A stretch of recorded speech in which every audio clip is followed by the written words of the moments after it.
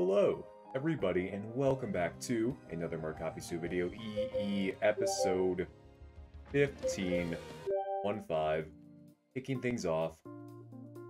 Last time we had, some developments. Kosei got a few points. We gave him a nice big old hug, and he's gonna come on the school trip, and that was pretty epic. And that's about it for the recap. Moving on, past month has flown by. We got a little time skip action. We've been preoccupied with balancing work, school, and the investigation. The bakery has been busier than ever. Business is booming, and my aunt and uncle race to keep up. Erland even offered to help out and is now a regular employee at the bakery. He's somehow able to attract more customers, and my aunt and uncle are thrilled. Yeah, I wonder how she's able to attract all those customers. No one knows. Mina made the swim team and Kosei made the soccer team. They're both a force to be reckoned with. Mina broke the record for fastest backstroke within the team. Kosei became the main reserve goalie. So he's the backup. I don't know if that's, a force to be reckoned with, but moving on. That's incredible for a first year. On top of that, it sounds like things have been going well with Kosei's job. He's been in a great mood all month. Kira's officially part of the art club now. This feels like an after credit scene in a movie, and it's like, here's where they are now. We're just skipping time for a month. Alright, we'll see what develops. We've spent more time together lately. She doesn't share her artwork very often, but when she does, I'm always excited to see more. Her drawings and paintings keep getting better and better. She even seeks my opinion on certain concepts and styles. She's clearly learning a lot from the club. Erland spent a lot of time working on student council projects after school. I wasn't sure how seriously she was going to take her duties after the election, but she's done an impressive job so far. As a result, I haven't seen all that much of her over the past few weeks. It's a good thing she's found something to keep busy. I wake up Monday morning with a groan, blinking the sun out of my eyes. Then I get ready for the day and head downstairs for breakfast. For once, nobody is in the kitchen when I get there. This feels weird, like seeing no characters, just kind of getting that, not a recap, but a time skip action. We'll see what happens. Mina has swim practice this morning. That explains why she's not here. I'm sure my aunt and uncle have already left for the bakery. Erland's bag is still here, so I know she hasn't left yet. I'm surprised. She usually gets up before I do. I sit down and start munching on breakfast. I'm sure she'll be here any minute. By the time I'm finished, she still hasn't appeared. It's getting pretty late. Maybe I should go check on her. I walk upstairs and knock on the door. Hey, Erland? Yes? Her voice sounds muffled. Are you ready yet? Can I come in? I suppose you may. I push open the door and walk inside. Her books are scattered around the room and she's still curled up in bed.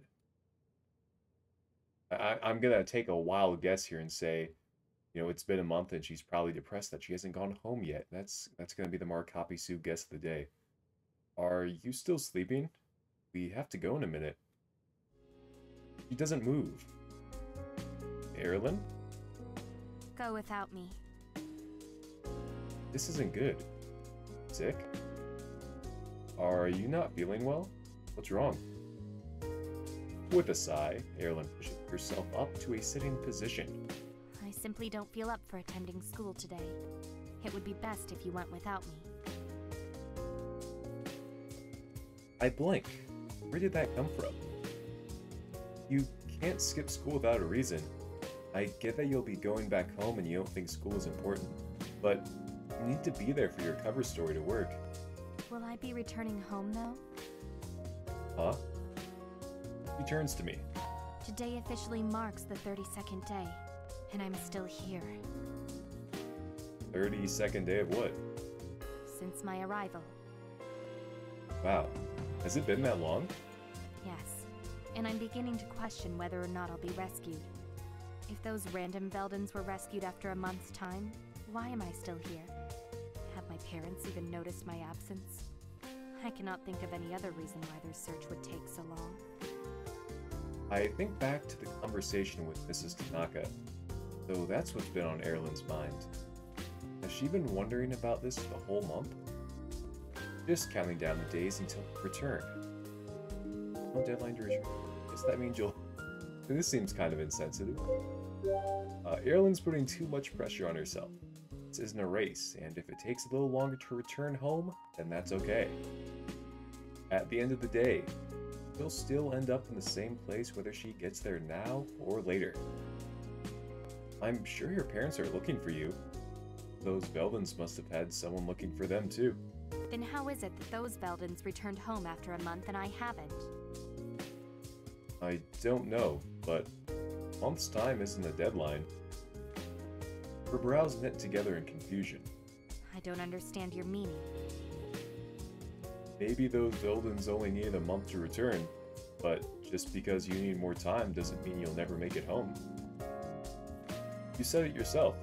You're a princess. Of course your family will be looking for you, and maybe it's taking a bit longer to find you than expected, but that doesn't mean they won't ever find you. Plus, you have me, Kira, now Mina working on a way to get you back home. There's no chance that you'll be stuck here forever. Erlen pauses and shakes her head. I understand what you're suggesting. However, I find it hard to believe that my family would have more difficulty locating me than whoever rescued those common Veldens. How do you know they're just common Veldens? He pauses. I suppose I just assumed they were. What if they were here on a mission or an assignment and returned home afterwards? Slowly, Erlen nods, sitting a little straighter. That is possible. We have scouts who navigate to other places. That pair very well could have been on a mission. Sure they were, though don't give up hope just yet. Erlen nods, more confidently this time. So, does that mean you're ready to go to school now? I suppose so. He's about to slip out of bed, then looks at me. I'll wait for you downstairs. The game would have gone a very different direction had I stayed in the room, I'm guessing. I give her some space to finish getting ready. He meets me downstairs with her hair brushed and uniform straightened. Two of us begin our regular trek to school. It's quieter than normal. Sure, Erlen has a lot on her mind. You're power walking to get there on time. When... Ooh, typo. Or lack of word. Probably should be a we here. When we arrive to homeroom, everyone else is already in their seats. I nod in greeting. Kira nods back while Mina and Kosei shoot me a small wave. Erlen and I slide into our desk just as the bell rings. Talk about a close call. All right, class. We have a lot to go over today, so please pay attention. Anything for Mitsato. The lesson starts like normal. As the day goes on, I can tell Erlen isn't entirely back to herself. She doesn't raise her hand as much and spaces out for most of our lectures. Lunchtime. Finally, bell rings, indicating our break. Before we separate off into groups, Mrs. Sato makes another announcement. Enjoy your lunch, class. Don't forget that the hot springs trip is tomorrow. Make sure you arrive to school in time to catch the bus in the morning. Oh my god, I forgot completely about the hot springs trip. Things are gonna get hot and springy, if you know what I'm saying, because we'll be at the hot springs, that's why. Also, I'm assuming we're going to need just tons and tons of, tissues for crying and getting the sweat off ourselves. I can only imagine. The class buzzes with excitement as they leave the cafeteria or stick around to eat in class. Mina and Kira cluster around Erlen, while Kosei seeks me out separately. He lowers his voice and hands me an envelope. Here, I owe you this. I peek inside to find the money I'd lent Kosei Turn to me. Thanks for helping me out, man. With a smile, I accept the envelope. No problem. Hopefully you're not too tired. I know you must have worked a lot of overtime for this. Yeah, but it'll be worth it to go on this trip. Definitely. We join the girls and catch their conversation. Wow, I can't believe the trip is tomorrow, guys! It's finally happening! I looked up where we're going online. It has very good reviews. Ooh, that's promising. Kosei flips his chair around before taking a seat. Oh yeah! It's gonna be so sweet! I'm happy you're going after all, Kosei. Yeah, that was a close one. I'm glad too. As Mina and Kosei continue to discuss the trip, Erilyn keeps staring off into space. Kira tilts her head. Erilyn, are you looking forward to the trip? Erilyn blinks, as if snapping out of the trance. Oh, yes, I suppose so. That doesn't sound like you're excited. Mina's brows furrow. Yeah. Are you okay? Yes, of course. He forces a smile. This will be an enjoyable trip, so why wouldn't I feel positive about it? Judging by the look on everyone's faces, nobody is fooled. Don't feel like you have to force yourself to be happy if you aren't. Erilyn sighs. My apologies. I don't mean to spoil the mood. Kira and Mina both give me questioning looks that seem to ask if it's Melvin related, and nod slightly. Erilyn's just feeling a bit homesick. The girls nod in understanding. Kosei perks up. Oh yeah, you said you used to go to the hot springs back home all the time, right? Well, I'm sure your hot springs in Sweden were nice. The ones here are the best. How so? The water is the perfect temperature. Just hot enough to be relaxing, but not so hot to feel scalding. Yeah, that's true. Plus, the cabins we're staying in are both rustic and modern, which means we can feel like we're out in the nature and still have bathrooms. Bathrooms are certainly preferred. There will be a campfire where we can roast marshmallows and tell stories. What sort of stories? Usually ghost stories. Erilyn doesn't look entirely convinced. I feel like I should chime in with something. What are my choices here? The lands. Oh, I can't go on enough about this landscape. Delicious food. We'll have fewer responsibilities. I mean, that makes the most sense, you know? Because she's always like, oh, this is so exhausting doing one task. The best part of the trip is having more freedom. We won't be in class, so we'll have more free time to just chill. Erilyn looks at each of us in turn, and a genuine smile lights her face. After all of that, how could I not be excited? I expect this trip will be really fun. Yes, it's going to be awesome. As the group continues to chat, I pull Erilyn aside. Are you sure you're okay? Yes, actually I feel much better. What changed your mind? Her expression softens. I'm still worried about returning home, but watching everyone try so hard to cheer me up reminded me that I'm not alone here. You're correct. There is still hope. Erilyn seems to be more at ease. That helps alleviate my worries. We haven't forgotten about her situation. He knows we're here for her. The rest of our lunch goes by smoothly. I'm glad we could get Erilyn excited about the trip again. Hopefully, her spirits will continue to go up from here. When lunch is over, we put our things away and rearrange our desk. Once everyone has taken their seats, the bell rings and Miss Sato approaches the front of the room. All right, class. Let's open our books and get started. The rest of the day goes by faster since Erilyn is in a good mood. I'm glad she's snapping back to her old self. It's the end of the day, Belle. I'm assuming. Finally, the bell rings and everyone shoots to a stand. I gather my things and throw my backpack over my shoulder. Now that I'm free, who should I go hang out with?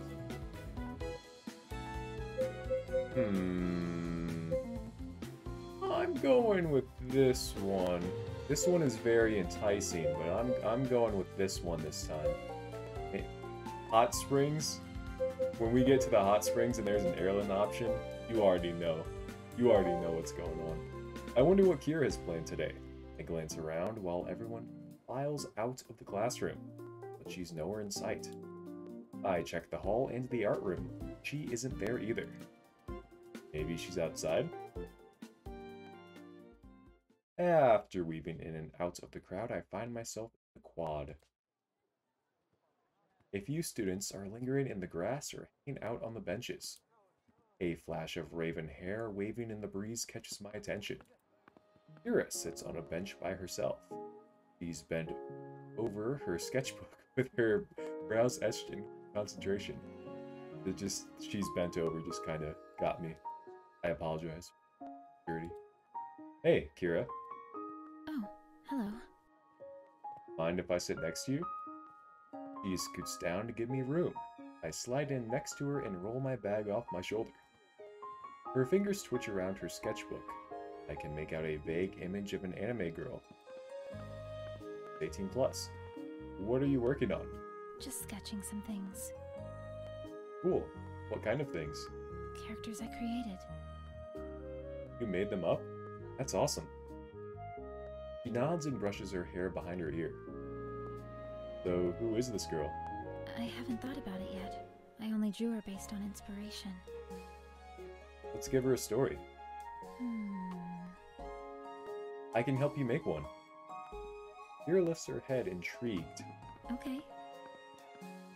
She shows me the drawing again. I see. Hero, a loud, angry type. Well, I mean, it's between these two. Like, I kind of like, you know, a loud, just beat the shit out of me, girl. Please, I'm begging you. But cute cat girl this time. I have an idea for a real pretty girl. She blinks. Wrong option. Pretty. Yes. She's also formidable and clever. Kira blinks. You mean a Neko girl? Yeah. She doesn't answer. Her face is a blank sheet as she looks over her sketch. For a moment, I don't think she'll agree to the idea, but then she adds cat ears and a tail. Oh my, she has too much power. When she's done, a smile lifts her lips. Perfect. Oh god. Plus 2 points to Kira, please. Thank you. Okay, with every good character, there needs to be a cool backstory. She nods. Do you have any ideas? I feel like every character, if they're a main character, oh, let's kill off their parents, or let's give them just like a super tragic backstory. She falls silent and fills with her pencil. Maybe she's a noblewoman who wanted more out of her life. She has all these expectations weighed on her, but her dreams have nothing to do with her nobility. Well, Kira, sounds like you're talking a lot about yourself, so I'm more of a, let's just make her a cute cat girl. Forget about all that stuff. That's a good start. What do you think she wants instead? I don't know yet. Wants to be a knight, she wants to use magical powers, a cat girl Becca pilot. You know, I want a cat girl knight, I think. That's really just calling me right now. It'd be cool if she was into something totally opposite of what's expected of her. Even though she was raised as a noble, she wants to be a person who fights for others and protects them. Ah, so like a knight. Yeah, exactly. She nods. I like that. Kira's brows etch in delicate concentration. She draws armor onto her character and adds a sword attached to her hip. Now we need an actual story. She thinks about it. So, there was a noble woman who wanted more out of her life. Noble cat girl. Her parents didn't approve of her wanting to learn how to sword fight, so she did it in secret. Over the years, she became a skilled fighter, but no one knew. Would there need to be a hole for her cat tail in the armor? How would that work? There's too many logistics here. Until one day... It is covered, dollar wealth? No, that's, PG just goes on an adventure. Just find herself. Just go out there. And she decides to run from her noble life and do what she loves. That's a good idea. She'll have to discover her own roots and how to fend for herself. Yeah, exactly. It leaves a lot of room for character development. The two of us continue to build the story. By the end, Kira has several sketches of our different scenarios and ideas. Creating this character together was more fun than I anticipated. I can see why you're always sketching characters now. He glances at me. You can? Yeah, it's actually really fun to create stories for people. It really is. Something about her tone makes me pause. You don't normally do this, do you? She shakes her head.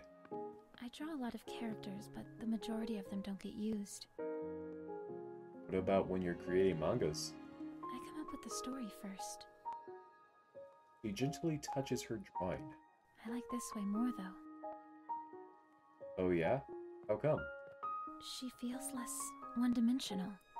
Understanding her motivations gives me a better appreciation of who she is.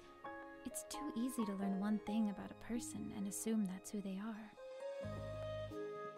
She sounds like she's speaking from experience, but I wouldn't have pegged Kira the judgmental.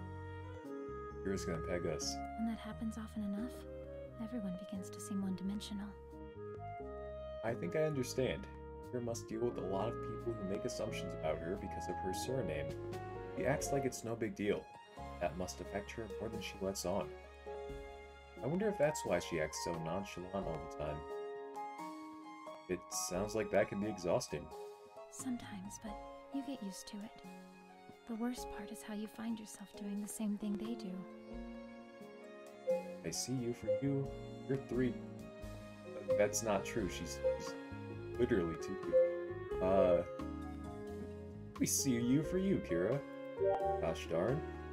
You shouldn't have to be used to it. A person isn't defined by any one thing. You're a cool, creative, and talented person. Everyone should know that. He blinks and smiles softly. Thanks. Really? Just a thanks? Come on. Give us a little something. Put on the cat ears. We suddenly notice how much time has gone by. There are only a few other students lingering in the quad. Kira gently shuts her sketchbook. I should probably get back soon. Yeah, me too. She hesitates. Thank you for building this story with me. Of course. Maybe we can continue it together. It can be our little project. She offers me a smile. I'd like that. We say our goodbyes and go our separate ways. We begin the walk to go home. I'm glad we got to bond over something Kira is passionate about. The fact that she was able to open up and brainstorm with me makes me happy. She must feel really comfortable around me. You mess up once, then you're gonna mess up the next sentence. It's all the pressure starts building up. When I get home, head up into my room. I decide to get started on my homework. Thankfully, there isn't much to do tonight. It means I finish up early and can now relax.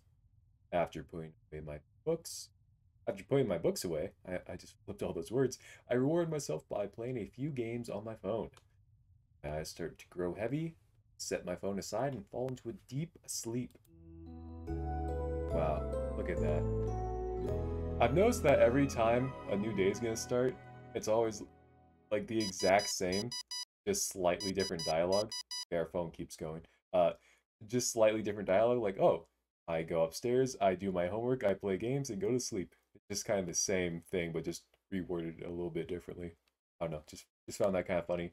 End of the episode, right there. End of the big 1-5. Don't know how many we have left here. I would imagine the story is probably drawing to its soon conclusion, you know, with the whole time skip action going on. It just feels like, I feel like after the Hot Springs trip, we're going to have a good definitive ending. Anyway, end of the video. Do me 4 favors. Like, comment, subscribe, and as always, help me find a girlfriend. And bye-bye.